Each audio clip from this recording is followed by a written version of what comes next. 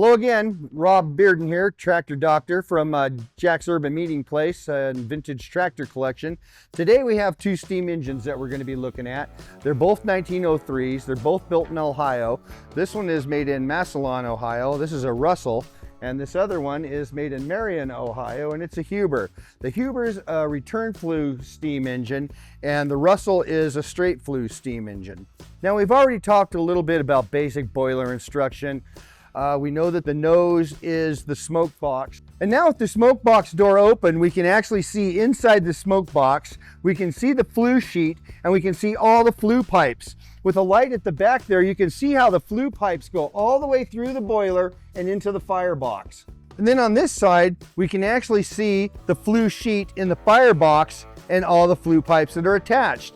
And you can see how the flat rivets kind of hold the firebox in place. The pointed rivets kind of hold it all together. And even if you look inside there, you can still see a little bit of flat riveting on in there, but you can also see how much smaller the firebox is than the boiler. The whole thing is surrounded by water when we light the fire in it.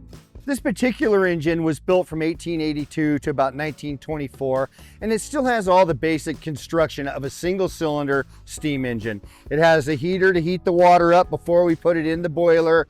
It has crossbars, it has oiler, it's got tri-ball governor, it's got the stack in the front, couple of whistles. And they started building gas tractors in about 1909. And the steam engines were phasing out. They built their last tractor in 1927, and they were building spare parts up until the 1940s. Okay, we talked a little bit about the Russell being a straight flue steam engine. Now the Huber is a return flue steam engine. The flue pipes actually run down the upper part of the boiler as opposed to running through the bottom of the boiler. So when these pipes run through the top of the boiler, the whole top of the boiler is filled full of water, and it wraps down around the little bit, but this is actually considered a smoke box too. And the firebox actually goes from the back all the way to the front. Now this one, as opposed to the Russell being a coal and wood burning steam engine, this is a straw burner. This has a special chute on it that you shove straw through it. It has a trap door on the inside so the heat won't get out, but it actually drops the straw onto the burner grates, and when that straw hits the burner grates, they'll flash and create a lot of heat, and that heat goes all the way through the whole engine and comes back through these flue pipes and out through the back of the stack. And then just like the Russell, this one actually has a heater. You can see how the engines are basically the same, but not like the Russell. This one actually has a water pump on it to pump the water into the boiler. It'll circulate the water through the exhaust to heat it, and then it'll push it right back through.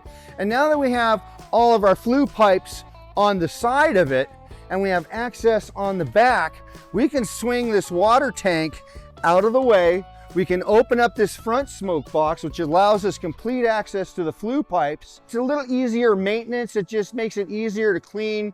It just made for a little bit better tractor. And the way this is designed, it's a little bit more efficient. The water will get hotter faster, and it'll stay hotter longer with less fuel. The Huber is a pretty interesting tractor. It has a long history. It went from about 1878 to 1960. The later model stuff from the 50s and 60s, it was a different company, but it was basically the same kind of implements that Huber was building originally. In the 1880s, they also had a company called the Marion Steam Shovel Company. The Marion Steam Shovel Company actually dug the Panama Canal. I mean, he was all over the world with his tractors, importing, exporting, and just did all kinds of construction stuff. This is Tractor Dr. Rob, and we'll see you next time. Thanks for coming in.